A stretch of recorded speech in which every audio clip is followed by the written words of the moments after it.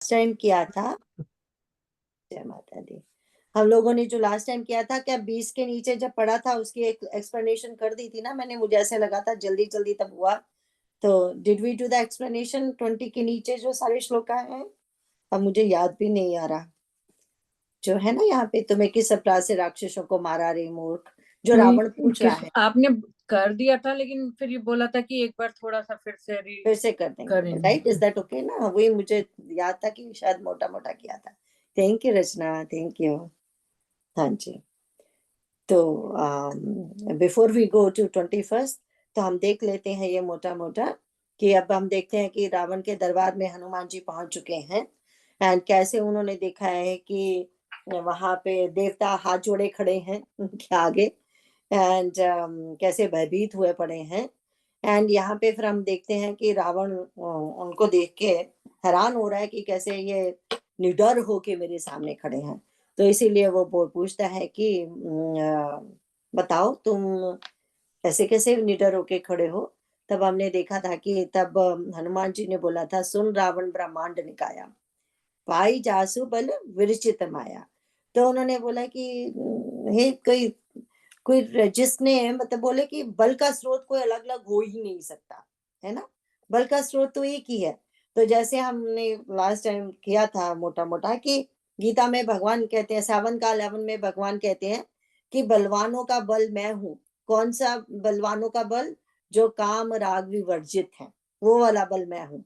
तो कहने का मतलब बल का स्रोत तो एक ही है, वो भगवान से ही आता है। चाहे वो बुरे लोगों का बल है, चाहे वो सात्विक लोगों का बल है, स्रोत एक है। तो फिर वो बोलते हैं कि जिससे कहते हैं कि जिनकी परमिशन से ब्रह्मा विष्णु महेश वो करते हैं, धरती सब सृष्टि का पालन करते हैं, संहार करते हैं, उसको बनाते हैं। कहते उनकी उनका मैं दूत हूँ। देखो प्रश्न तो ये था कि तुम कौन हो। उन्होंने अपने बारे में कुछ नहीं बोला मैं कौन हूँ। माता सीता जी के साथ भी वैसे ही बात किया था, विभीषण के साथ भी वैसे ही बात किया था। राम जी यही कहते हैं, जो आई थिंक पिछली वेडनेसडे क्लासों में गीता ने बताया था ना यही बात, कि मैया जी यही बोलते थे। मैया जी कहते थे जब देखो कोई पूछता है तुम कौन हो, तो व्यवहारिक दृष्टि से तो हमें बताना ही है ना हम कौन है। लेकिन मन में ऑलवेज ये याद रखो कि हम रामदूत हम भगवान के दूत हैं, उनका काम करने के लिए इस दुनिया में आए हैं, है ना? एंड फिर जब वो लावा आएगा वापस चले जाएंगे, राइट? तो खुशी से जाएंगे। तो ये बात वो यहाँ पे समझने वाली है कि वो कभी भी, हनुमान जी तो कभी पहले अपने बारे में कुछ बोलते नहीं। भगवान से भी मिले थे तो भी नहीं बोले थे। जब भगवान कहते थे तुम कौन हो, तुम बताओ, तब उन्होंने कैसे पांव पड़ गए थे। वो बोले थे कि मैं तो मूर्ख हूँ, ये हूँ वो हूँ। तब उन्होंने कहा था ना, एक हूँ मैं मदमोह बस, राइट? ऐसा ही था ना, एक हूँ मैं मदमोह बस, कुटिल हृदय अज्ञान। ये सामने ही है मेरे। तो उन्होंने कहा था भगवान को, एक हूँ मैं मदमोह बस, कुटिल हृदय अज्ञान, पुनि प्रभु मोहि विसारियो दीन बंधु भगवान। बोले मैंने तो पूछा था ज्ञानी मैं तो ज्ञानी हूँ, इसलिए पूछ लिया आप कौन हो। आपने ऐसे कैसे पूछ लिया मैं कौन हूँ? आपको तो पता होना चाहिए मैं कौन हूँ।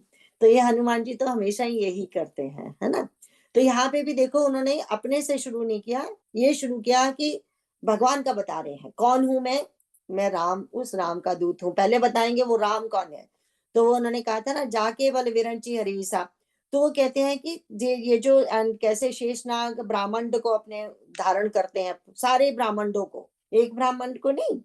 एंड तो कहते हैं धरे धरे जो विविध देह सुट रहा था। तो कहते हैं कि पता है वो कौन है? जो कहते हैं देवताओं की रक्षा के लिए उन्होंने ये देह को धारण किया है। हम्म। तो वो बता रहे हैं, ये भी बता रहे हैं कारण। तो ये मनुष्य, तो उसने पूछा होगा ना, वो मनुष्य वो जो ऐसे दर दर भटक रहा है उसकी बात कर रहे हो तुम? तो वो बोलते हैं कि वो पता है कौन है, जो देवताओं की रक्षा के लिए उन्होंने ये देह धारण किया है।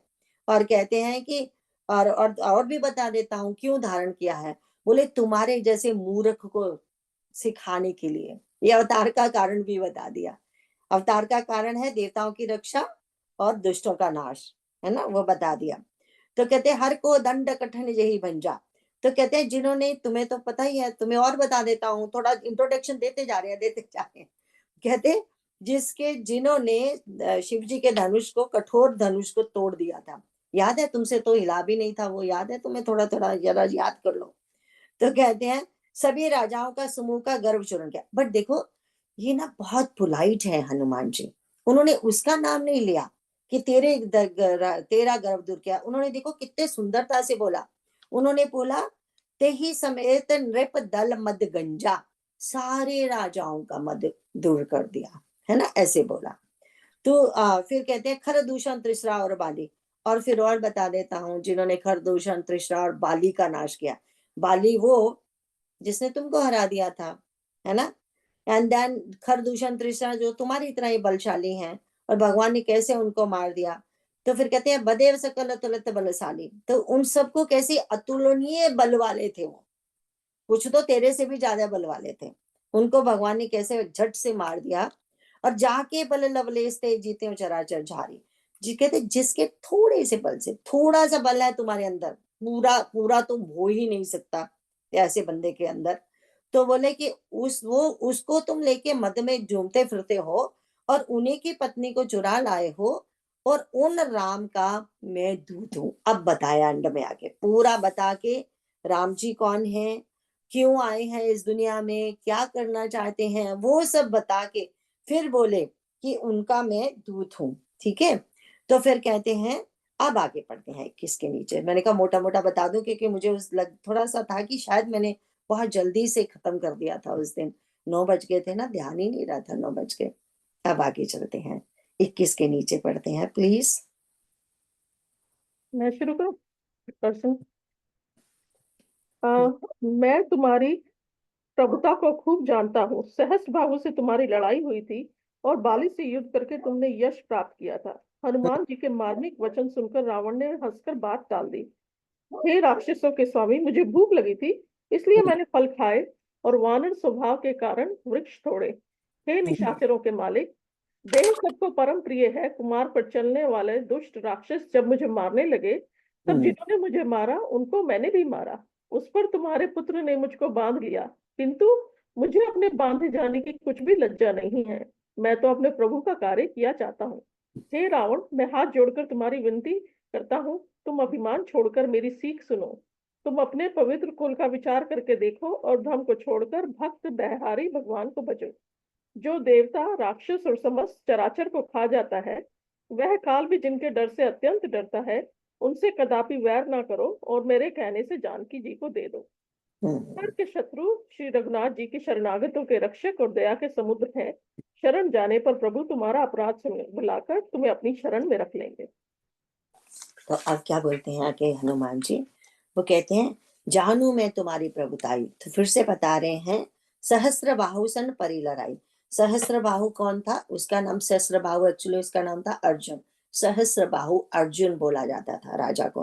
रिमेम्बर वो वही राजा है जिसको परशुराम जी ने मार दिया था। रिमेम्बर इन्होंने, ये ऑलमोस्ट सेम स्टोरी है सहस्त्र बाहु की एंड जो हमारे ऋषि वशिष्ठ की एंड विश्वामित्र की है। रिमेम्बर विश्वामित्र भी उनकी गाय लेना चाहते थे एंड देन उस वजह से लड़ाई हुई, पर विश्वामित्र तो संभल गए।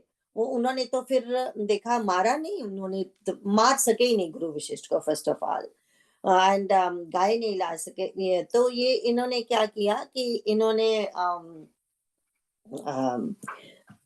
तपस्या में बैठ गए, इसीलिए वो विश्वामित्र बन गए, ब्रह्म ऋषि।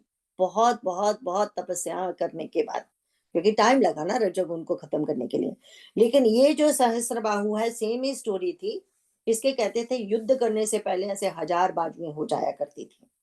जब युद्ध के मैदान में जाता था तो ऐसे लगता था कि कोई 1000 बाजुओं वाला आ रहा है। अगर बच्चे कहेंगे, वो कहेंगे अरे 1000 बाजुओं वाला चलेगा कैसे? अरे समझने की बात है, इसमें मत उलझो। सहस्त्र बाहु, अरे ये समझ लो कि उसमें जो बल कितना था, जो 100 बाजुओं का बल, मतलब रावण जैसे कि 10-20 भुजाएं हुई ना रावण की, अगर उसके 10 सिर 20 भुजाएं कहते हैं, उसकी तो 100 भुजाएं हुई। फिर सहस्त्र को 100 होता है या 1000 होता है? सहस्त्र नाम 1000 होता है एक्चुअली, राइट? सहस्त्र 1000, एक 1000 है कृष्ण। ना, 1000 होता है, राइट? सो सहस्त्र बाहु, दैट मीन 1000 बाजुओं जितना बल था उसमें, है ना। तो तो फिर उसे कहते हैं, तो वो क्या हुआ था स्टोरी में, तो सहस्त्र बाहु एक दिन नदी में अपने पत्नियों के साथ स्नान कर रहा था। वो सब खेलबाजी हो रही थी उनकी। तो उसकी वो क्या था, नीचे वही नदी तो कितनी लंबी होती है ना, एक नीचे नदी में उसने वो जो थे रावण,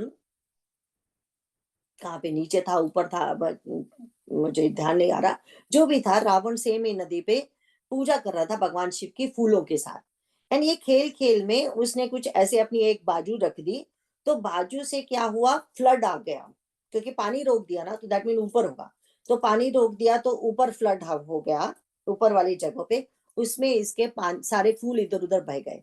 तो रावण को बहुत गुस्सा आया, उसने कहा ये किसने ऐसा किया, तो नीचे आके किसने मेरी पूजा में भंग डाला है। तो नीचे आके जब उसने देखा तो ये अपनी पत्नियों के साथ था, तो उसने उसको युद्ध के लिए ललकारा।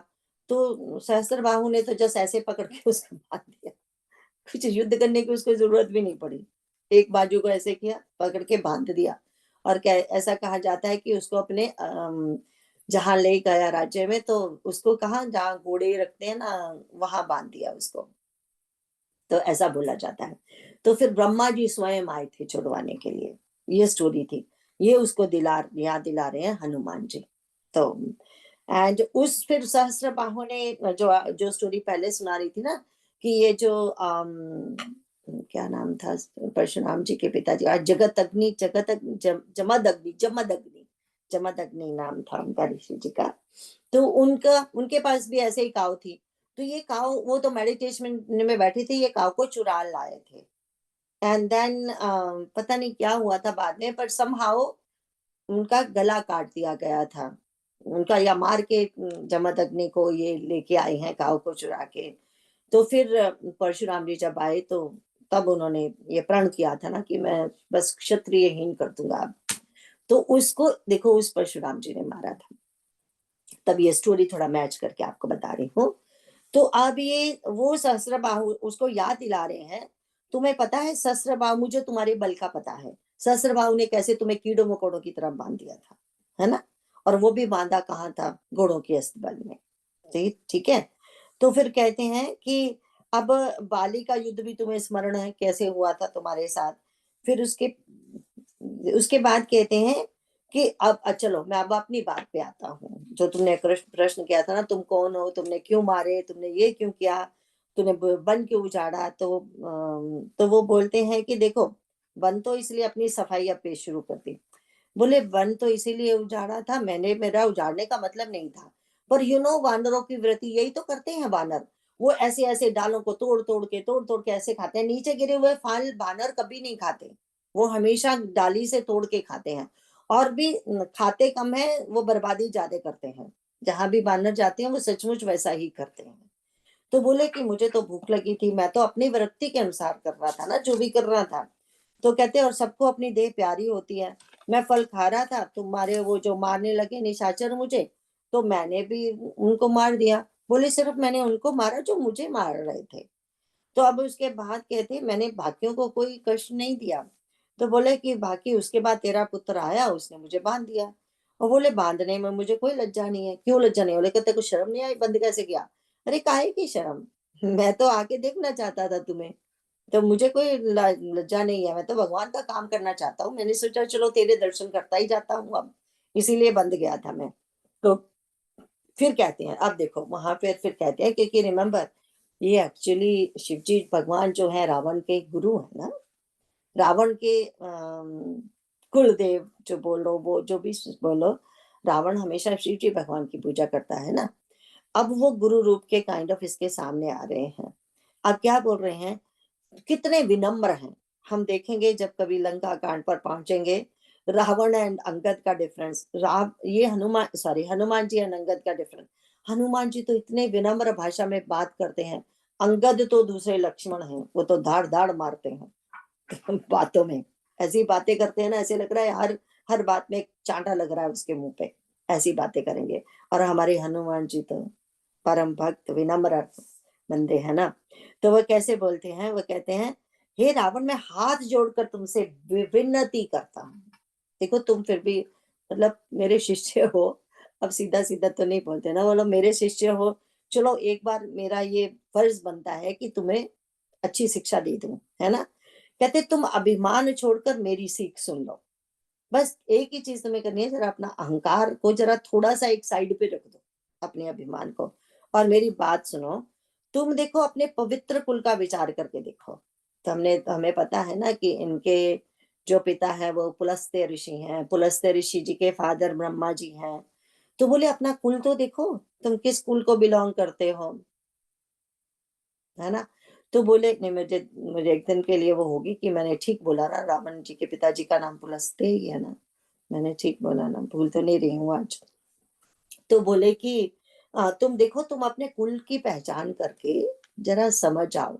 यही नहीं है कि तुम सिर्फ राक्षस की औलाद हो, तुम्हारे पिता कौन है उसकी पहचान करिए, है ना। तो फिर कहते हैं, फिर उसके बाद बोलते हैं कि देखो तुम अपने पवित्र कुल का विचार करके ब्रह्म छोड़कर भक्त भय हारी भगवान को भजो।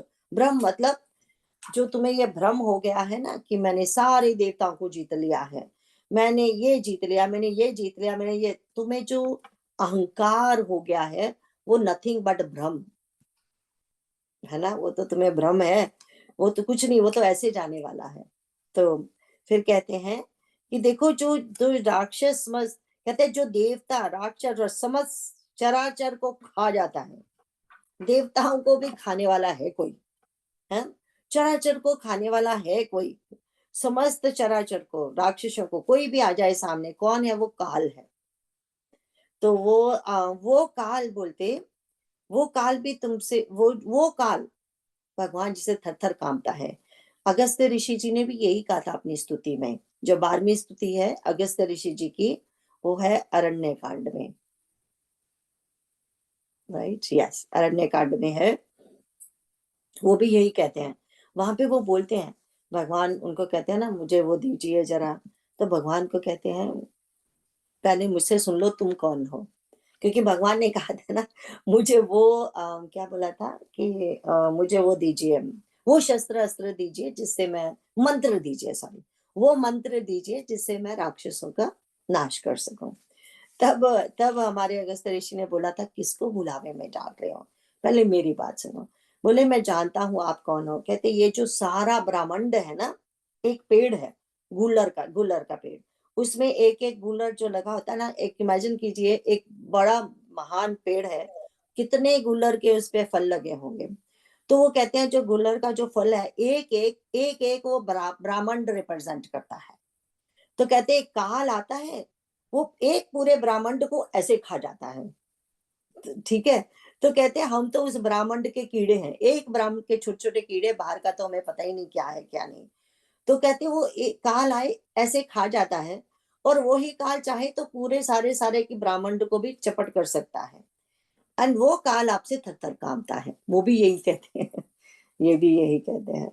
तो कहते हैं वो है, तुम ये अपना छोड़ दो जरा वो, लेकिन लेकिन रिमेम्बर, वो फिर से हम देखते हैं वो जो राम जी का वो चौपाई है, कौन सी है, जो बालकांड में जो जहाँ क्या कहते हैं, सरल सबल साहेब रघु, सरल सबल साहेब रघुराजू, राइट, वो कौन सा था, कहाँ से शुरू होता है? गई बहौर गरीब नवाजू, या गई बहौर गरीब नवाजू सरल सबल साहेब रघुराजू, कि मेरे जो रघुराज है ना, जो प्रभु है मेरे राम, बहुत खोई हुई चीज को ऐसे मिला देते हैं, ठीक है। एंड वो कहते हैं कि सरल, बहुत ही सरल है। तो हम कहते हैं सीधा साधा बेचारा भोला आदमी, सीधे साधे को तो हम बेचारा समझते हैं ना, तो बोले सीधे साधे हैं पर बेचारे मत समझना, सबल, ऐसा बल है उनमें, साहिब है वो, सबके मालिक हैं रघुराजू, है ना।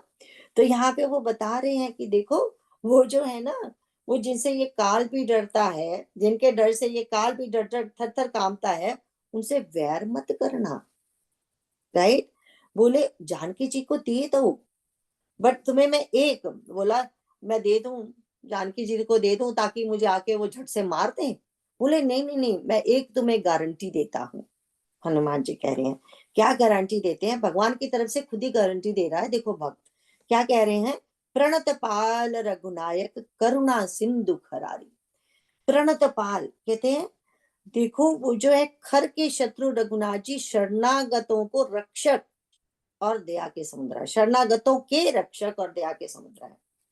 मतलब तुमने जो पहले भी महान अपराध कर चुका है, तो वन आफ्टर अनदर महान अपराध तुम कर चुके हो, पर ये जो है कि भगवान का भी एक प्रण है, जो उनके शरण में एक बार चला जाता है ना, वो सब क्षमा कर देते हैं, पिछला सब माफ कर देते हैं।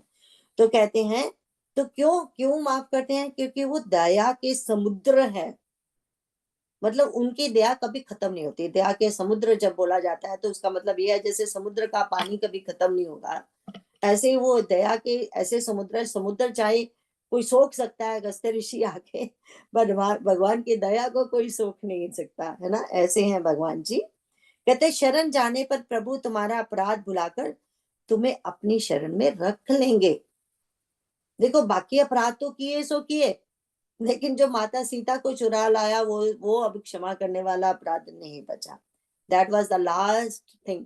जैसे वो था ना, उसका कौन था वो, कृष्ण भगवान जी ने जिसके 100 अपराध क्षमा बोले थे ना, मैं 100 अपराध क्षमा करूंगा। शिशुपाल, यस शिशुपाल। शिशुपाल की माँ को भगवान जी ने वचन दिया था ना, अपनी बुआ को, सगी को, कि अगर बस इसके, ठीक है उन्होंने बोला था ना मारना मत इसे, तो बोला ठीक है बुआ, मैं इसके 100 अपराध क्षमा कर दूंगा। तो यहाँ पे वही है कि भगवान तुम्हारे सारे अपराध क्षमा कर देंगे, है ना? भगवान के कोई ऐसा, तभी कहते हैं ना, भगवान से हम पूछते हैं ना कि भगवान हमारा उद्धार क्यों नहीं होता? मेरे पाप बड़े हैं या तुम बड़े हो, ये बताओ आज। अगर तुम बड़े हो तो फिर मेरा उद्धार होना चाहिए ना। भक्त ऐसे मांग करते हैं भगवान से। तो 22 के नीचे पढ़ेंगे। कृष्णा जी, हाँ जी, रावण के पिता थे विश्रवा, हाँ यस राइट, और पुलस्त्य नहीं, प्लस उनके पिता रावण थे के पुलस्त्य, दादाजी थे पुलस्त्य ऋषि। पुलस्त्य ऋषि, यस यस यस। विशर्वा थे, यू आर राइट विशा जी, थैंक यू। तभी मुझे पता था कि मैं गलत बोल रही हूँ, कहीं तो गलत बोल रही हूँ, मुझे लग रहा था। हाँ, उनके पर पिता थे इन विशर्वा। जनरल भाभी पुलत्स्य ऋषि ही सुनने को मिलता है। नहीं नहीं, विशर्वा ऋषि थे उनके पिताजी। हाँ, उनके पिताजी विशर्वा ऋषि थे। आई थिंक उनकी जो पहली पत्नी थी, जिनसे ये है ना, कुबेर। इनके भाई कुबेर, वो शायद भारद्वाज की बेटी थी, अगर मुझे थोड़ा थोड़ा याद जो आ रहा है। ऋषि यहाँ भारद्वाज लिखा की है बेटी। कृष्णा आंटी, पिता का नाम ऋषि विश्वश्रवा और माता का नाम कैकसी था। नहीं, ये कैकसी तो राक्षसों की पुत्री नहीं, रावण की पुत्र मैया है Kaikesi. I was talking about Kuber की माता जी। पहले वो ऋषि पुत्री से उनकी शादी हुई थी ना, कैकसी तो बाद में आई, ये तो राक्षसी है ना। तो ये, हाँ, विशर्वा आइला and पुलस्त्य आइला हैं। विदा लिखा हुआ है कृष्ण जी, आइला, हाँ जी, हाँ। आइडा आइडा आइडा विदा और आइला विदा। नहीं, वो उसका कुबेर की mother. Kekasi was the daughter of Sumali and Ketumati. हाँ जी, हाँ, संभाली एंड केतुमती की पुत्री थी वो कैकसी। उन्होंने बोला था कि आप वर्ण कीजिए जाके इनका। तो हाँ, तो अच्छा, कुबेर की माता जी का नाम मुझे अभी याद नहीं आ रहा, बट हाँ, जो आप बोला गीता ने वही होगा। उनके नाम याद नहीं आ रहे। वैसे बहुत सी स्टोरियां आती हैं, अब उनमें नहीं पढ़ेंगे। कहीं कहीं कुछ कुछ और भी लिखा हुआ है। रावण की माता, वो होता है ना, मतलब एक त्रेता युग में रावण की माता कैकसी है, एंड ये तीनों बहन भाई हैं, रावण, कुंभकर्ण एंड शूर्पणखा। कहीं कहीं शूर्पणखा के माता कोई और बोला जाता है, सॉरी, ये जो 4 बहन भाई है ना, ये 3 भाई एक बहन शूर्पणखा है, एंड ये जो हमारे वो हैं, देखो कैसे मैं आज हो रही हूँ याद, भविष्य जी हमारे, राइट। और कहीं कहीं भविष्य जी सौतेले भाई बोले जाते हैं, बट उसमें नहीं पढ़ेंगे आज हम, क्योंकि इस कथा में, हमारी कथा में नहीं है, ठीक है, हम वहां पे जाएंगे। तो हाँ, कि मैंने कहा अगर गूगल करने लगे तो वो भी कहीं ना कहीं से मिल जाएगा, तो पहले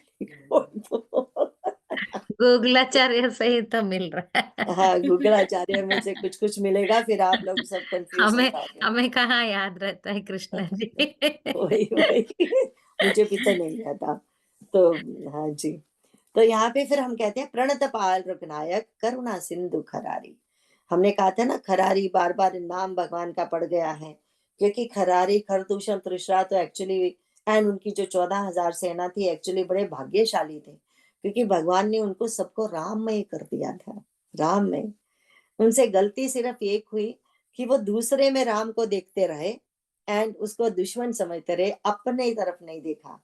अपनी तरफ देखते तो समझ आती मैं भी राम ही हूँ, फिर वो ऐसे नहीं मरते। भगवान ने फिर भी देखो, अगर राम में करके मरे हैं तो सचमुच वो भगवान ने उनको अपना धाम देना ही है ना। तो इसीलिए उनको खरारी जब बोला जाता है ना, सिर्फ दुश्मनों को समझाने के लिए नहीं। हम बताया है ना, जब बाद में उत्तराखंड में भगवान जी घर वापस आते हैं तो वहां भी उनका नाम खरारी दिया है। माता कौशल्या जब प्रेयर करती है उसमें भी खरारी नाम आता है उनका। तो बार बार खरारी बहुत पसंद आया है तुलसीदास जी को, लगता है बिकॉज उनको उनको यह है कि हम जैसे पापियों को भी भगवान राम में ही कर देते हैं है ना। तो 22 के नीचे पढ़ेंगे। जय श्री राम। तुम श्री राम जी के चरण कमलों को हृदय में धारण करो और लंका का अचल राज्य करो। ऋषि पुलत्स्य जी का यश निर्मल चंद्रमा के समान है, उस चंद्रमा में तुम कलंक न बनो। राम नाम के बिना वाणी शोभा नहीं पाती। मद मोह को छोड़ विचार कर देखो, हे देवताओं के शत्रु, सब गहनों से सजी हुई सुंदरी स्त्री भी कपड़ों के बिना नंगी शोभा नहीं पाती। राम विमुख पुरुष की संपत्ति और प्रभुता रही हुई भी चली जाती है और उसका पाना न पानी के समान है। जिन नदियों के मूल में कोई जल स्रोत नहीं है, अर्थात जिन्हें केवल बरसात का ही आसरा है, वे वर्षा बीत जाने पर फिर तुरंत ही सूख जाती हैं। हे रावण, सुनो, मैं प्रतिज्ञा करके कहता हूँ कि राम विमुख की रक्षा करने वाला कोई भी नहीं है। हजारों शंकर, विष्णु और ब्रह्मा भी श्री राम जी के साथ द्रोह करने वाले तुमको नहीं बचा सकते। मोह ही जिसका मूल है, ऐसे अज्ञान जनित बहुत पीड़ा देने वाले तम रूप अभिमान का त्याग कर दो और रघुकुल के स्वामी, कृपा के समुद्र भगवान श्री रामचंद्र जी का भजन करो। ये अब हम थोड़ा सा ध्यान से हमें सुनना होगा। देखो हनुमान जी ने 5 तरह से समझाने की कोशिश की, तो हम देखेंगे कैसे 5 तरह से। तो हनुमान जी कह रहे हैं उसको कि देखो तुम, यहाँ पे उन्होंने बोला पुलस्त्य ऋषि, तुम्हारे दादा जो हैं पुलस्त्य, वो सप्त ऋषियों में भी आते हैं। जो सप्त ऋषि होते हैं ना, इसीलिए कहा ना तुम्हारा कुल सप्त ऋषियों में एक बार पुलस्त्य जी भी आते हैं। तो उन्होंने बोला, पहले जो यहाँ पे उन्होंने बोला तुम रामचंद्र जी के चरण कमलों को हृदय में धरो और लंका का अचल राज्य पाओ, है ना। तो 5 तरह से कैसे समझाया उन्होंने। सबसे पहले उन्होंने कहा कि देखो, ब्रह्म तजी भजो भगत भयहारी, तुम ऐसे करो, अपने भ्रम का त्याग करो। कैसे त्याग करोगे? बोले कैसे करूं मैं भ्रम का त्याग? बोले उसके लिए भगत भयहारी को भजो, जो भक्तों के भय का नाश कर देंगे, करते हैं, तुम्हारे भय का भी नाश कर देंगे। तो बोले कि मुझे तो कोई भय नहीं। अरे है, सबको भय है, तुम्हें भी भय है अपनी संपत्ति, धन संपत्ति जाने का, इसीलिए तो ये सब करता है ना, तो लोगों के साथ अन्याय। उसके बाद तीसरा उन्होंने कहा था कि देखो जो कहते हैं, जो जो काल जिससे थर थर कांपता है, तो उनसे पंगा ले रहे हो। कभी भी अपने से बलवान से पंगा नहीं लेना चाहिए। वो तो तुम्हें भी पता है, जो अपने से बुद्धि अनबल से बड़ा हो उसमें पंगा नहीं लेना चाहिए। तो इतनी तो तुम्हें अकल है। तो फिर उसके बाद चौथा उन्होंने बात बताई ना, ये वाली प्रणत पाल रघुनायक करुणा सिंधु खरारी, कि देखो जो भगवान है वो प्रणत पाल की रक्षा करने वाले हैं, ये उनका प्रण है। 5वीं बात उन्होंने बताई, लंका अचल राज तुम करो। जो तुम्हें अपनी लंका से बहुत प्रेम हो गया है ना, आसक्ति हो गई है ना, तुम इसे छोड़ना नहीं चाहते, वही तो राक्षसी वृत्ति है ना। हम सोचते हैं कि हमारी धन संपत्ति, पद प्रतिष्ठा, ये कहीं चली ना जाए, इसको छोड़ना नहीं चाहते, दाम्पत्य सुख, वो सब चीजें। लेकिन वही तो हमने उसने भी यही बोला था ना, युधिष्ठिर ने कहा, जो यक्ष प्रश्न में यही बोला था ना, यक्ष ने जब पूछा था सबसे सबसे ज्यादा आश्चर्यपूर्ण बात क्या है इन संसार में, तो उसने ये कहा था युधिष्ठिर ने कि हम सभी किसी को मरते हुए देखते हैं, पर हमें फिर भी हम भूल जाते हैं कि मेरी भी एक दिन मृत्यु होने वाली है। यही सबसे ज्यादा आश्चर्यजनक बात है, क्योंकि वी फॉरगेट इट। हमें ऐसे लगता है मैं जैसे कभी मरूंगा ही नहीं। अगर रोज कोई ये सोचे कि आज मेरा आखिरी दिन हो सकता है, तो हम बहुत सारे शायद दुष्पाप ना करें जो हमसे जाने अनजाने में या जानबूझ के जैसे भी हो जाते हैं, है ना।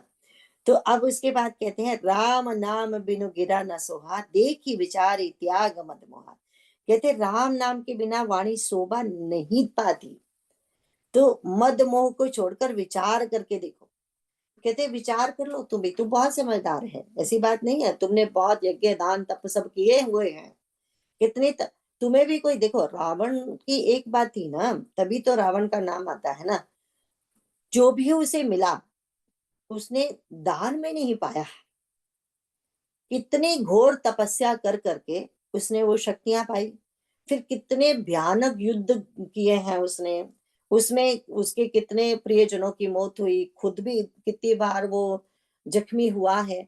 उसने हिम्मत नहीं छोड़ी, उसका एक उसको डिटर्मिनेशन ये थी, दृढ़ निश्चय था कि मैं बस ये सबको जीतना है, मुझे सब लोगों को। उसने कर दिखाया, ठीक है। चाहे वो पीछे भगवान का बल था, बट उसका अपना भी तो पुरुषार्थ था ना। यही तो एक बात होती है सात्विक एंड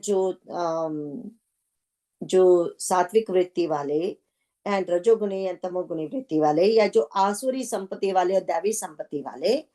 जो आसुरी संपत्ति वालों में कभी कभी हम देखते हैं कि उनमें जो दृढ़ निश्चय जो जो दैवी संपत्ति वालों से ज्यादा होता है। वो they will do anything, do और डाई, वो यही लेके चलते हैं, डू और डाई। एंड जो हम सात्विक वृत्ति वाले हैं, हम डू लेके चलते हैं, डाई लेके नहीं चलते। हम ये लेके चलते हैं कि हमें ये करना है, हमें ये करना है, पर ये लेके नहीं चलते कि इसके लिए चाहे मुझे मरना ही क्यों ना पड़ जाए, ये देह चाहे मेरी चली जाए, बट मुझे ये करना है मरते दम तक, है ना। वो उनमें फर्क है। वो तो हमेशा अपने, देखो जो एक्चुअली आसुरी वृत्ति वाले, वो कहीं भी हो, आजकल की दुनिया में भी ये जो आतंकवादी अपने आप को मार देंगे, वो पूरा बम लगा के जाते हैं दूसरों को कष्ट देने के लिए, है ना। तो वो कितना एक्चुअली उसमें भी तुम्हारा एक तो ब्रेन वॉश भी होना चाहिए, और थोड़ा सा तो अपने में भी हृदय में बल होना चाहिए ना। एक्चुअली एंड मोमेंट तक भी कोई मरना नहीं चाहता, तुम्हारे चिथड़े चिथड़े हो जाएंगे, तो दे डू इट। अपना साहस लेके जाते हैं, वो दृढ़ निश्चय लेके जाते हैं। तो एटलीस्ट हम उनसे वो तो सीख सकते हैं कि हमें भी वही साहस एंड दृढ़ निश्चय लेके चलना है। हमें भी वो एक बांध के चलना है कि मुझे इस रास्ते पे ही चलना है, चाहे मुझे मैं कुछ भी हो जाए मेरा, है ना। वो बात यहाँ पे कह रहे हैं कि देखो तुम्हें, तुम्हारा जो ये जो है ना, तुम्हारे कहते हैं राम बिना, तुम्हें जो है ना, तुम विचार करके देखो, ये मद मोह को छोड़ दो। देवताओं के शत्रु सब गहनों से सजी हुई सुंदर स्त्री जैसे कपड़ों के बिना नंगी शोभा नहीं पाती, है ना। इसी तरह वो डिफरेंट डिफरेंट एग्जाम्पल देके उसको समझाने की कोशिश कर रहे हैं। और कितनी सुंदर उन्होंने एग्जाम्पल दी है नदी के सूखने की, कि बरसात के दिनों में कैसे नदी भरती है और फिर कैसे झट से सूख जाती है, जिसका कोई स्रोत नहीं होता, परमानेंट स्रोत, राइट। तो यहाँ पे वो ये कह रहे हैं कि देखो ये जो धन संपत्ति पद प्रतिष्ठा दाम्पत्य सुख लेके हम बैठे हुए हैं ना, एक ना एक दिन सूनर और लेटर उस पे एक्स लगने ही वाला है ना। या तो खुद ब खुद एक्स लग जाएगा, या हमारा ही शरीर इतना क्षीण हो जाएगा कि अगर हमने अपने आप से नहीं छोड़ा तो कोई जबरदस्ती हमसे ले लेगा, यही होगा ना। तो एक ना एक दिन बूढ़े तो होना ही है ना, हमने जीर क्या शरीर कैसे हो जाएगा। तो अगर हम खुद ना छोड़े तो हमारे बच्चे ही हमसे छीन लेंगे, दूसरों की तो बात ही अलग है। वो कहेंगे आप बैठिए, आप घर पे आराम करिए, आप ये दिन आ गए हैं, आप इस झंझटों में मत पड़ो, we are here, we will take care of it. बस सेम ही चीज आ गई ना। तो वो कहते हैं सुन दस कंठ कहो पन रोपी। तो कहते हैं रावण सुनो, मैं प्रतिज्ञा करके कहता हूँ, क्या कहता हूँ, राम में विमुख की रक्षा करने वाला कोई भी नहीं है। इसके बाद हम बार बार कहते हैं, कई लोगों को जो शंकर के पुजारी हैं, जो विष्णु जी के पुजारी हैं, उनको लगता है कि ब्रह्मा जी के पुजारी हैं, अरे ऐसे कैसे कह दिया, हजारों शंकर हजारों विष्णु तुम्हारा नहीं हेल्प कर सकते। अरे ये समझाने की बात है, जब भगवान शिव स्वयं राम जी से प्रेम करते हैं, वो दोनों एक दूसरे के, हम कहते हैं ना, वो क्या है, एक दूसरे के भक्त भी हैं, एक दूसरे के सखा भी हैं, और एक दूसरे के स्वामी भी हैं। यही रिश्ता है उन दोनों का आपस में। किसका? राम जी का एंड भगवान भोलेनाथ जी का। फिर चाहे वो राम आप विष्णु ले लो, चाहे कृष्णा ले लो, कुछ भी ले लो, वो तो एक ही चीज है ना। तो उन दोनों का रिश्ता क्या है? भक्त का। दोनों एक दूसरे के भक्त हैं, दोनों एक दूसरे के सखा हैं, दोनों एक दूसरे के स्वामी हैं। वो कहता तू मेरा स्वामी है, वो कहता तू मेरा स्वामी है। तो इसलिए कहा गया है कि वो कोई आके तुम्हारी मदद नहीं करेगा। मतलब वो मदद तभी करेंगे ना अगर तुम सही रास्ते पे हो। अगर तुम सही रास्ते पे हो नहीं हो, तो जिन्होंने इस सृष्टि को चलाना है वो तेरी मदद क्यों करेंगे? वो तीनों तो असाइन किए गए हैं क्या क्या करने के लिए, है ना? सृष्टि चलाने के लिए तीनों असाइन किए गए हैं, वो क्यों मदद करेंगे? तुम उनकी सृष्टि में बाधा बने पड़े हो, है ना? ये मतलब है। आगे वाला बहुत अच्छा समझने वाला, ये 23 को ध्यान से देखिए। जैसे पूरी भगवत गीता में मनोविज्ञान भी है, उसी तरह पूरी रामचरितमानस में मनोविज्ञान है। सुंदरकांड में तो बहुत ही बड़ा पूरे मनोविज्ञान, हमारे मन कैसा होता है, मन बुद्धि चित्त अहंकार कैसे काम करते हैं, सब यहाँ बताया गया। अब देखो, कहते हैं मोह मूल बहुसूल प्रद। जितने भी हमारे अंदर दोष हैं, दुष्ट प्रवृत्तियां हैं, या फिर ये कह लो जितने भी हमारे अंदर सुमति कुमति जो भी हमारे अंदर भरा पड़ा है, एक्चुअली सबका ही कारण मोह है। अगर हम कहेंगे सुमति का भी कारण, यस, क्योंकि वो पूरी तरह से सुमति तब बनेगी जब भगवान से जुड़ी होगी, तब उसका नाम हो जाता है प्रज्ञा। पहले तो इसीलिए तो भगवान कहते हैं सुमति कुमति सबके उर रही। तो बुद्धि के भी वो स्टेटस होते हैं। पहले तो होता है एक सिंपल बुद्धि, जो तो जीव जंतुओं में भी है। फिर उसके बाद आ जाता है शब्द विवेक बुद्धि। विवेक बुद्धि जो मनुष्य में बोला जाता है। उसके बाद आ जाता है प्रज्ञा। फिर इसके बाद भी एक ऊपर के ही बोलते हैं रित, कहते हैं उसे। रित जो ऋषियों में, वो रित जो उसको देव बुद्धि बोला जाता है। तो ये बुद्धि के भी डिफरेंट मे बी और भी लेवल हो सकते हैं, लेवल, बट मुझे इतना ही पता है, ये 4 का पता है ना। Maybe I think it's more than that, but I don't remember all of them. तो वो कहते हैं मोह मूल। तो यहाँ कहते हैं लेकिन जो हमारे सारे दुखों का जो कारण है वो है अज्ञान या मोह। रिमेम्बर हमने कहा था ना, वो जो नाना जी की उसमें मोह की व्याख्या है बड़ी सुंदर, है ना, जो नाना जी का सुंदर कांड है, उसमें मोह की व्याख्या यही दी गई है। उसमें लिखा है कि मोह का मतलब यही है कि अब अज्ञान का मतलब ये नहीं है कि हमें कुछ पता ही नहीं है। अज्ञान का मतलब होता है विपरीत ज्ञान। विपरीत ज्ञान ही मोह है। मतलब हम जब जानते हुए, जो अभी अभी हमने बात की, ऑल ऑफ अस नीचो, हम जानते हुए भी एक ना एक दिन हम सब ने इस धरा को छोड़ के जाना है, ठीक है? फिर भी हमें ऐसा लगता है not in my life time. Not in my life time. हमें पता ही नहीं हमारी लाइफ टाइम के कितने क्षण, महीने, साल क्या बाकी बचा है। फिर भी ऐसे लगता है कि नहीं, मेरी मृत्यु अभी तो नहीं होगी, maybe next 10-15 years, maybe hopefully I will die by 80। तब तो हमेशा अपने मन में, अब मेरी एज में सोचने लगते हैं ना कि hopefully after 80 I should be gone, that's it, इतना इनफ है। जैसे भगवान लिख के रखा हुआ है कि 80 तक तो मैं जीऊंगी, you know, it's like that's what we are trying to say, कि मोह मूल बहुसूल प्रद। ये मोह ही सारे हमारे जितने भी पापों की जड़ है, वो मोह है, ठीक है? तो कहते हैं अच्छा ये बीमारी है। क्यों? कौन सी बीमारी? मानसिक रोग, है ना? मानसिक रोग में आया ना मोह। अब मोह को दर्शाया थोड़ी जा सकता है। एंड मोह भी, जब मैं, अगर मुझे किसी चीज में बहुत मोह है, आपको पहले पता चलेगा मेरे से। मैं कहूंगी अरे यार मोह की क्या बात करते हो, I am not like that, I can leave this thing just like that. है ना? लीव करनी कोई आसान नहीं है। तो फिर हम अगर छोड़ते भी है ना, हम टेलिंग यू, अगर हम किसी चीज को छोड़ते हैं ना, हम उसका क्या वो ढूंढ लेते हैं। अच्छा मैं चीनी इस तरह से तो नहीं खाऊंगी, मैं मीठा बिल्कुल छोड़ दूंगी। अच्छा मैं खजूर खा सकती हूँ, अच्छा मैं रेजन खा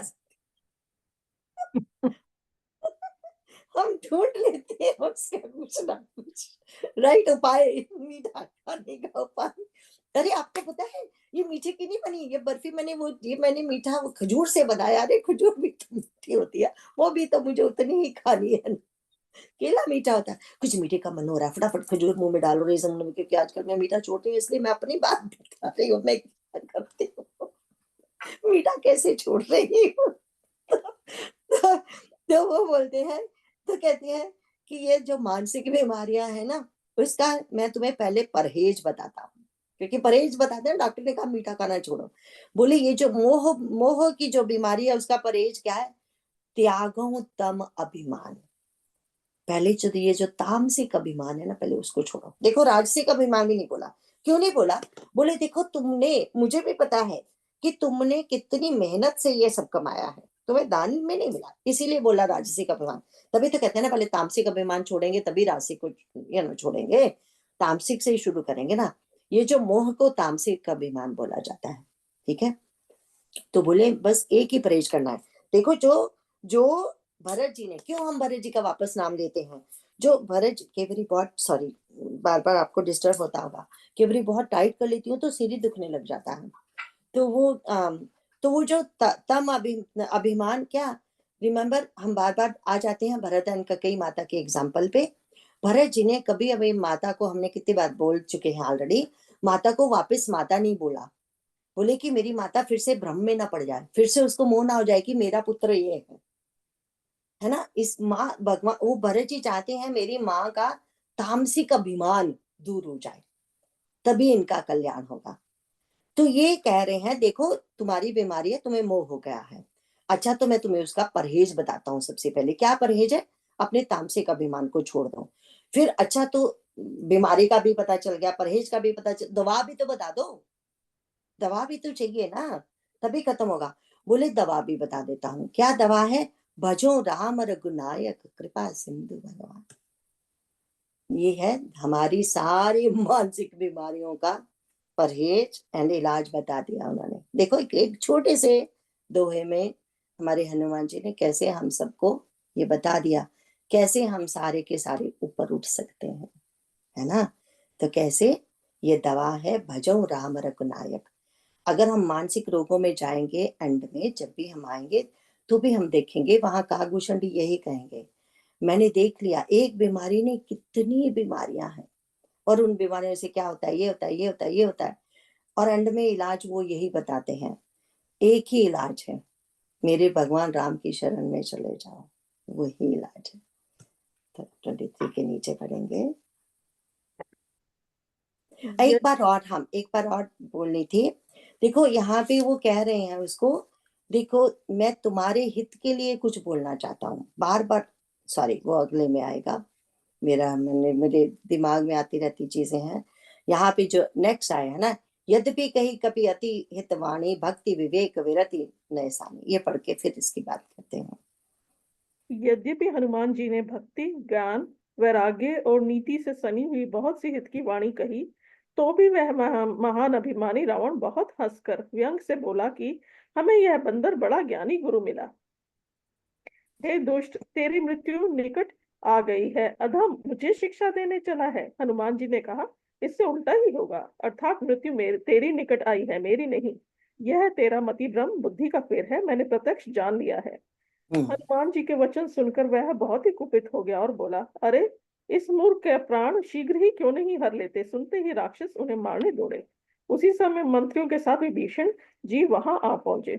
उन्होंने सिर नवाकर और बहुत विनय करके रावण से कहा कि दूत को मारना नहीं चाहिए, यह नीति के विरुद्ध है। हे गोसाई, कोई दूसरा दंड दिया जाए। सबने कहा, भाई यह सलाह उत्तम है। यह सुनकर रावण हंसकर बोला, अच्छा तो बंदर को अंग भंग करके भेज लौटा दिया जाए। मैं सबको समझाकर कहता हूँ कि बंदर की ममता पूंछ पर होती है, अतः तेल में कपड़ा डुबोकर इसे उसे इसकी पूंछ में बांधकर फिर आग लगा दे। हाँ तो यहाँ ये भी बहुत अच्छा समझने की बात है, एक एक शब्द को समझेंगे। कितना टाइम हुआ, 15 मिनट, चलो 15 मिनट में तो ये हो जाएगा। तो कहते हैं यद्यपि कही कभी अति हितवाणी, अति हित, थोड़े से हित की बात नहीं कही हमारे हनुमान जी ने, अति हित जिसमें हमारा महान हित हो, इससे बड़ा हित कोई हो ही नहीं सकता, है ना, जो हनुमान जी बोल रहे हैं। तो कहते हैं क्या कैसी वाणी थी उनकी, भगति विवेक विरति न्यासाने, कहते हैं यद्यपि हनुमान जी ने भक्ति ज्ञान वैराग्य और नीति से सनी हुई बातें कही। रिमेम्बर एक्चुअली नीति से बता रहे हैं ना क्या क्या करना चाहिए। वहां हम देखेंगे तो उन्होंने साम दान दंड भेद भी बताया था, जो पिछले उसमें ना सब बताया था। कैसे बताया था? साम उन्होंने बताया था कि देखो तुम अगर भगवान को बचोगे तो तुम्हें अपने जैसा कर देंगे, तुम्हारी संपत्ति तुम्हें वापस कर देंगे। बहुत सारी चीजों में उन्हें साम दान दंड भेद बता के सब कुछ पीछे उसमें श्लोकों में समझा दिया है। तो अब हम देखते हैं कि नीति, तभी बोला नीति भरी वाणी है, वैराग्य भरी वाणी है, ज्ञान भरी वाणी है, भक्ति भरी वाणी है। अब लेकिन फिर भी हम हम सब भी तो वही है ना, हमारे अंदर भी तो रावण है ना। हम सब अपने हित की बात पहचान क्यों नहीं पाते? हमें ये देखना है। Why don't we listen to that?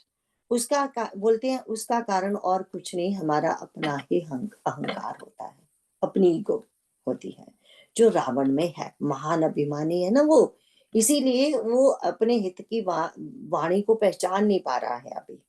ठीक है, अब कहते हैं हमारा अहंकार ही हमें हमारी हित की बातें सुनने नहीं देता। अब उसके बाद कहते हैं अब उसको बड़ा गुस्सा आया, बोला महान अभिमानी, क्या बोला? अरे व्यंग करके बोला, अरे आप मुझे क्या बानर सिखाएगा, एक बंदर सिखाएगा मुझे क्या करना चाहिए क्या नहीं करना चाहिए, है ना?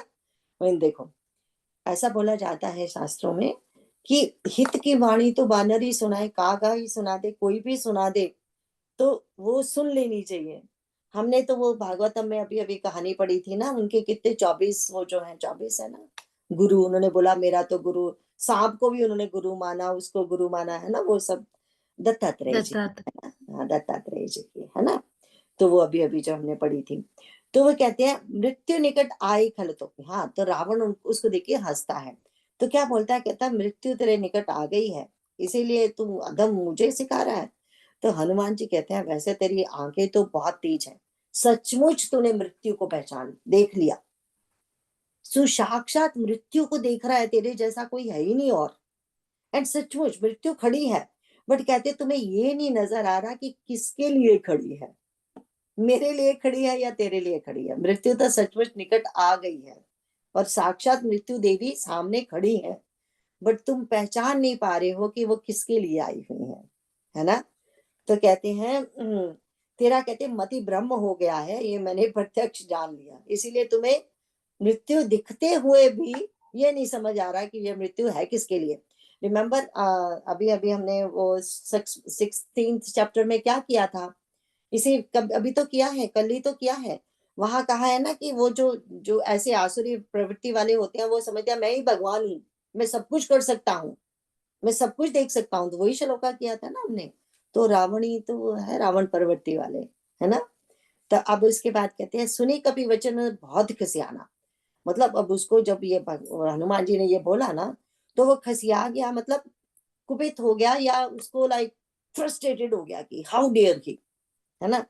तो वो कहते हैं, तो बोला अरे मूर्ख तुम्हें कहते प्राण इसके क्यों, बोले सब लोग बैठे बैठे तमाशा क्यों देख रहे हो, ये बकता जा रहा और तुम में से कोई कुछ कर नहीं रहे। रावण अब उसको फ्रस्ट्रेशन हो रही है कि कोई इसको चुप नहीं करा रहा, किसी की हिम्मत हो चुप कराने की तो कराए ना। तेरे सामने वो बड़बड़ कर रहा है रावण, अगर तुम्हारे सामने ये बानर बड़बड़ कर रहा है तो और उसे कौन कैसे चुप करा सकता है। बाकी सब तो देख रहे हैं ना कि रावण ही नहीं चुप करा रहा, तो हम क्या बीच में फंसे यहाँ पे, है ना। तो वो बोलते हैं कि कहते हैं सुनते ही अब रावण का हुक्म आया तब मारने के लिए दौड़े, तब उनको लगा कि अरे मार सकते हैं हम इन्हें। तो अब लेकिन बिफोर इट हैपन तो विभीषण जी आ गए हमारे, एंड विभीषण जी ने क्या कहा, तो उन्होंने सिर निभाया, रावण जी को समझाया कि देखो दूत को मारते नहीं है, ये एक नीति है कि अगर दूत किसी दुश्मन का आया है, कोई बात कर रहा है, तुमको समझ नहीं आती, तो बोले उसको मारा नहीं जाता, दूसरा कोई दंड दिया जाता है। दूसरा दंड कहते पुराने जमाने में ऐसा किया जाता था, कोई अंग भंग करके भेज देते थे या कुछ ऐसा करके भेज देते थे उसके साथ कि ये जाके बताएं कि तुम्हारी बात मानने वाले नहीं है वो। ऐसा राक्षसों में होता था। देखो सनातन धर्म वाले, भगवान जी वाले, जो दैवी संपत्ति वाले, वो ऐसा कोई नहीं करता था कि दूत आया तो उसका अंग भंग करके भेजो ना, ये आसुरी प्रवृत्ति है। ठीक है, तो वो कहते हैं सुनते ही रावण हंसकर बोला तो बोले बंदर को ठीक है, कहते तो अच्छा, तो बंदर को अंग भंग करके भेज के लौटा दिया जाए। अब अंग भंग कौन सा किया जाए, क्योंकि कहते हैं कपि के ममता पूछ पर सबे कहो समझाई। सबको वो समझा के बोल रहा है, क्या बोल रहे हैं कि जो बंदर की जो ममता होती है ना, वो पूछ पर होती है। अब पूछ पर होती है तो कहते हैं, तो अब सबको समझा के बोल रहा है, तो कहते हैं उसको बस पूछ को, इसकी पूछ को आग लगा दो। तेल में डुबो कर कपड़ा, वो भी कैसे, तो कहते हैं तेल में कपड़ा डुबोकर उसकी पूछ को बांध कर फिर आग लगा दो। कहीं ऐसा ना हो ना, जरा से ऐसे तीली लगा दी तो उसकी वो जलेगी नहीं पूछ। पहले तेल में कपड़ा डुबो, फिर उसको उसकी पूछ के साथ बांधो, फिर आग लगाओ, फिर उसके पूछ का बचने का कोई वो नहीं है। बट लेकिन ये जो रावण है ना, ये बहुत शैतान है। ये भविष्य को हमेशा अपने हाथ, हमने कहा ना, हाथ में रखता था ये, क्योंकि इसको पता था भविष्य को जो भगवान ने वरदान दिया वो भी पूरा होगा। क्यों भविष्य को झेलता रहता था, हमने तब बताया था ना कि भविष्य की यहाँ मंदिर बना हुआ है, तो वो क्यों झेलता था। एक तो भविष्य सारे उसने उसको खुश रखता था, एक तो सारे राजकाज के काम भविष्य संभालता था। तो दूसरा वो उसको ये था कि अगर हमारे वर सत्य हुए हैं भगवान के दिए हुए, इसके भी सत्य होगा, इसने तो भगवान की शरणागति मांगी है, ठीक है, तो ये भगवान की तरफ चला ना जाए, तो उसको खुश रखने के लिए बस उसको काम देके रखो, उसमें काम में व्यस्त रखो उसे। अब और उसे ये नहीं कहना हम कि तुम भगवान की पूजा नहीं करता, जितना पूजा करना चाहते हो पूजा करते रहो, हम नहीं मना करते तुम्हें, है ना। ये थी उसकी। अब देखो इसका थोड़ा सा इसका ये तो व्यवहारिक मीनिंग हुआ, थोड़ा सा और इसका मीनिंग देखते हैं, तात्विक मीनिंग। अब ये जो पूंछ है क्या रिप्रेजेंट करती है, ये एक तो गुरु परंपरा रिप्रेजेंट कर रही है, क्योंकि रिमेम्बर गुरु जी के, अब उसका मतलब यह है सारे बानर इसके पीछे लगे हुए हैं, एंड जो इसके पीछे लगा हुआ है दैट मीन इसकी बात मानता है। अगर इसकी पूंछ जला दी जाएगी सारे के सारे डर जाएंगे, क्योंकि बानरों की ममता पूंछ पर, मतलब पूंछ जो है उनकी, जब वो एक डाली से दूसरी डाली पर जाते हैं वो बैलेंस करती है, इसीलिए उनकी ममता पूंछ पर है। वो उसके बिना उनका उछलना कूदना संभव नहीं है, राइट। तो वो एक जरूरी अंग है उनके शरीर का। बाकी हम देखते हैं कि ये जो गुरु परंपरा है, एंड ये कपड़ा क्या है, जो कपड़ा बांधना है ना तेल में भिगो भिगो के, ये जो कपड़ा होता है ये रिप्रेजेंट करता है आवरण, ठीक है। एंड जो तेल में भिगोना है वो रिप्रेजेंट करता है स्नेह। तो कामना की पूर्ति, तो वो है इच्छा अग्नि। हमारा हाल वही होता है, हमने अपनी पूंछ को, रावण को आग लगाने की जरूरत नहीं, हमने खुद ही अपनी पूंछ को आग लगा के बैठे हुए हैं हम, जो धीरे धीरे हमको जलाती रहती है अंदर ही अंदर। जो मानसिक रोगों से ही शारीरिक रोग होते हैं ना, वो जो शारीरिक रोग होते हैं वो हमारा अंदर ही अंदर जलना ही है। वो हम क्यों जलते हैं, वो जलते हैं, एक तो जो हमारे अंदर मोह का आवरण है, वो जो कपड़ा लगाया तेल में कौन सा भिगोया, वो तेल हमने बोला जो हमारे परिवार के साथ हमारा स्नेह है वो है। एंड जो उसके बाद जो कामना पूर्ति की इच्छा है वो है अग्नि, वो हमको जलाती है, वो ही एक्चुअली रावण को जला देगी। रावण की लंका को जलाना है ना।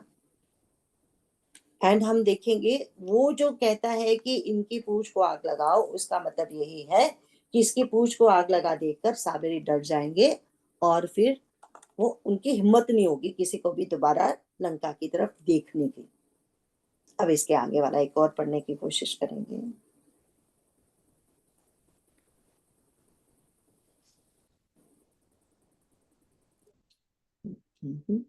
जब बिना पूछ का यह बंदर वहां अपने स्वामी के पास जाएगा, तब यह मूर्ख अपने मालिक को साथ ले आएगा, जिनकी इसने बहुत बड़ाई की है।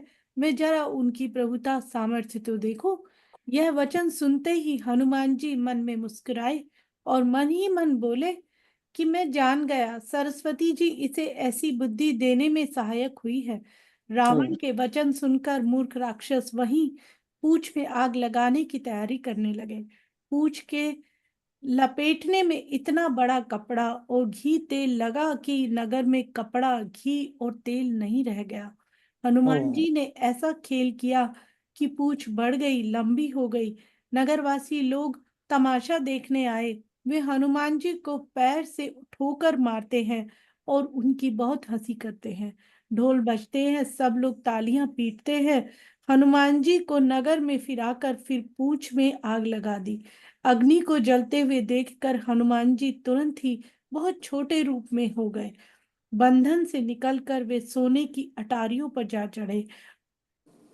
उनको देखकर राक्षसों की स्त्रियां भयभीत हो गई।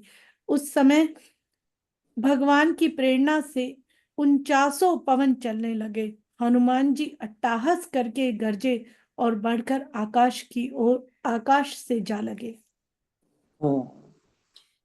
अब हम इसमें ये भी देखेंगे, आज तो इतना ही खत्म पूरा हो पाएगा ना। अब देखेंगे कि पांचों जो तत्व हैं, अग्नि जो हमारी है, जो पृथ्वी है, जो आकाश है, जो जल है, ये सारे कैसे हनुमान जी की, ये वायु कैसे सारे भगवान जी की पांचों तत्व हनुमान जी की मदद करेंगे।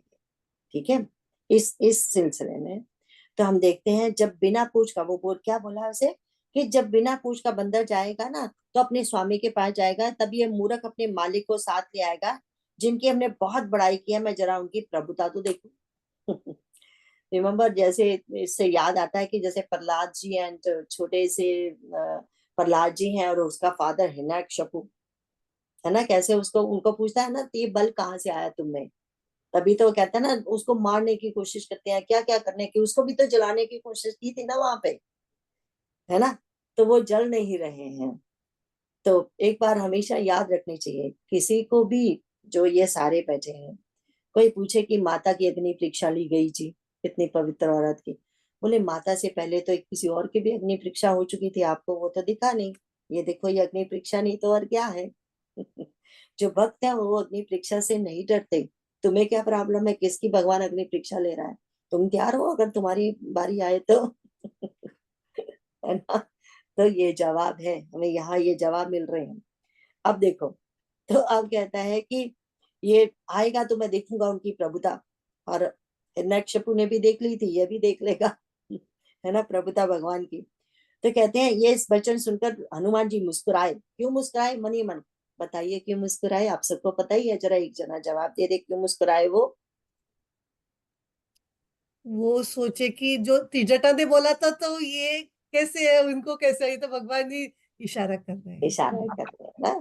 कृष्णा ने क्या बोला था, सपने बानर लंका जारी, जातो धाम सेना सब हमारी।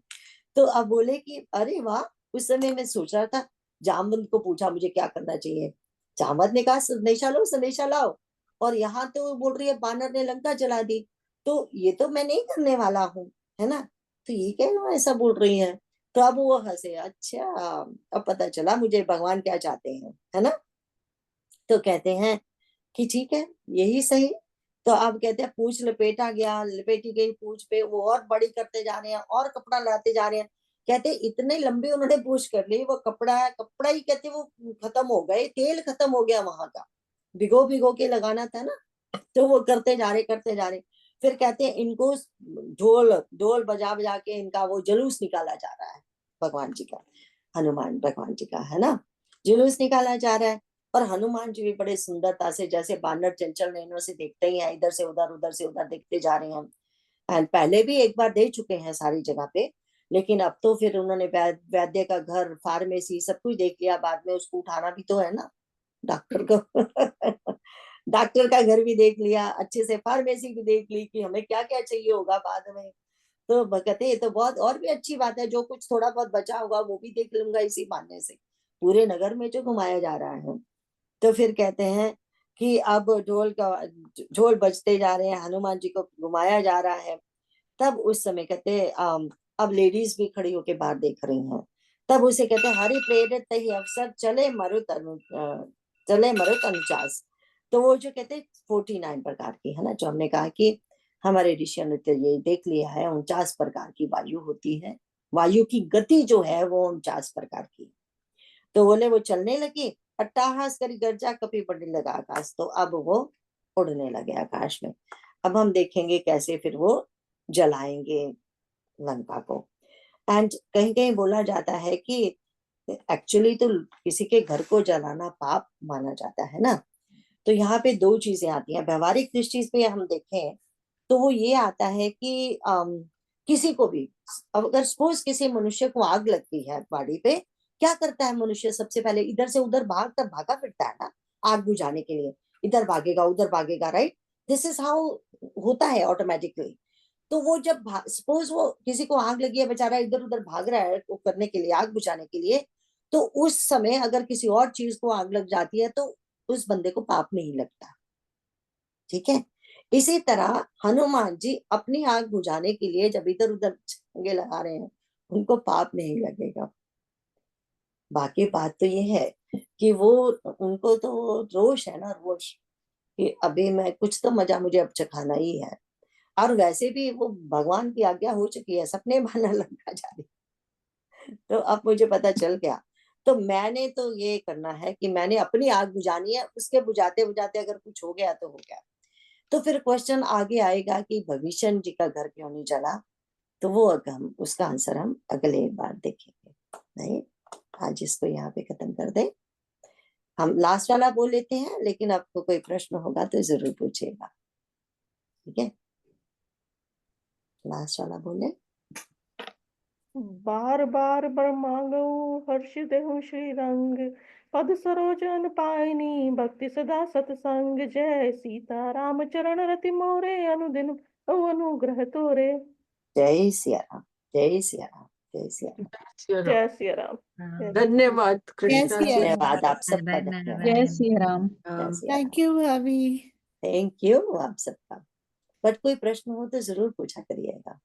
बहुत मुझे- बहुत कृष्णा धन्यवाद जी, कृष्णा। हाँ जी सुधा जी। कृष्णा जी, एक सवाल था कि इसका क्या सिग्निफिकेंस है कि उनकी पूंछ लंबी होती गई, और वैसे ही जैसे जब द्रौपदी की जब उनको उस सभा में थी जब, तो उनकी साड़ी कहते हैं ना, कृष्ण जी उनकी साड़ी लंबी करते गए, हाँ। तो इसका क्या सिग्निफिकेंस है इन चीजों का? हाँ, वो जो साड़ी लंबे करना था वो तो इसीलिए किया कि भगवान उसकी लाज बचा रहे हैं। हाँ जी, हाँ जी। एंड यहाँ तो हनुमान जी तो एक कौतुक कर रहे हैं, यहाँ इनकी लाज बचाने का नहीं आ रहा, लेकिन होगा आगे। वो ये कि इन्होंने अपने वचन से बोला है। अभी अभी देखो, अगर हम देखेंगे ना, निकाल लेते हैं हम, अभी इन्होंने बोला था हमारे हनुमान जी ने ही, हाँ, हनुमान जी ने पीछे बोला है रावण को, विमुख राम त्राता नहीं कोपी, कि हे रावण सुनो, मैं प्रतिज्ञा करके कहता हूँ राम विमुख की रक्षा करने वाला कोई भी नहीं है। ये उनके मुंह से वचन निकल चुके हैं। अब भगवान जी कहते हैं चलो जरा इसका फिर दृश्य भी दिखा देते हैं। अब उनकी पूंछ को आग लगाई गई, वो तो कौतुक कर रहे हैं, वो पूंछ इसलिए बढ़ा रहे हैं कि उनको वो भी मजा ले रहे हैं। ठीक है, वो उनका अलग था, है ना। ये मजा ले रहे हैं क्योंकि फिर एकदम छोटे हो जाएंगे ना, इतना जो कपड़ा बांधा हुआ है, जैसे ही छोटे हुए तो वो तो सारा कुछ तो ऐसे ही गिर गया। हाँ जी, ऑलरेडी नीचे हो गया सब कुछ। बट फिर भी जो थोड़ा सा पीछे था, वो पूंछ को आग जो लगी हुई है उससे कर रहे हैं। और उससे ये दिखाया जा रहा है, जो अभी अभी हनुमान जी ने कहा कि अरे राम विमुख, तुम राम जी के विमुख होके कोई सुख पा सकता है क्या? कोई नहीं पा सकता, तुम्हें कोई नहीं बचा सकता, तेरी लंका जलेगी। जो तूने कहा ना भक्त को मैं मारूंगा, भगवान कहते हैं, ऐसा कहा जाता है, इसलिए बाद में भी आएगा कि लंका का जलाने का जो मीनिंग एक तो ये था कि यहाँ पे देखो कौन कौन सी अग्नियां लगी हुई हैं। क्योंकि जब हमने बोला हम बाद में फिर से देख लेंगे, चलो थोड़ा सा इसका आंसर देते हैं आज, कि वो कहते हैं ना हनुमान जी की, मैं लंका गया था, वहां मैंने राक्षसों को मारा, नहीं वहां कहते लंका जलाई, राक्षसों को मारा और वापिस आ गया। तो फिर भगवान जी पूछते हैं लंका तो बाद में कभी जली थी, तुम सीधा सीधा क्यों नहीं बता रहे? तो बोले नहीं नहीं नहीं, लंका बाद में नहीं जली। जैसे ही मैं घुसा तो वो कहा गया सपने बांधर लंका जा रही, वो तो जो लंका है वो मैंने तो जलाई ही नहीं, वो तो आपके जो संकल्प ने जलाई है। और फिर कहते हैं, तो फिर भगवान कहते हैं यही एक कारण है। बोले एक तो आपका संकल्प कारण है, आपका क्रोध इसमें कारण है, माता की विरहा अग्नि इसका कारण है, वायु का संयोग इसका कारण है। और फिर बोलते हैं इसका कारण जो सबसे एक्चुअली महान कारण है, जो रियल कारण है, वो रावण का अपना स्वयं का पाप है, जलता जा रहा है ना। oh, तो ये सब चीजें वो रिप्रेजेंट कर रही हैं। जो पूंछ का जलना, एक और बात जो आएगी, 2-3 चीजें फिर अगले में समझते हैं। तो बहुत कुछ है इसका meaning. Thank you. Thank you. Narayan Narayan. Narayan Narayan Ram Narayan Krishna ji Ram Ram ji. Narayan Narayan.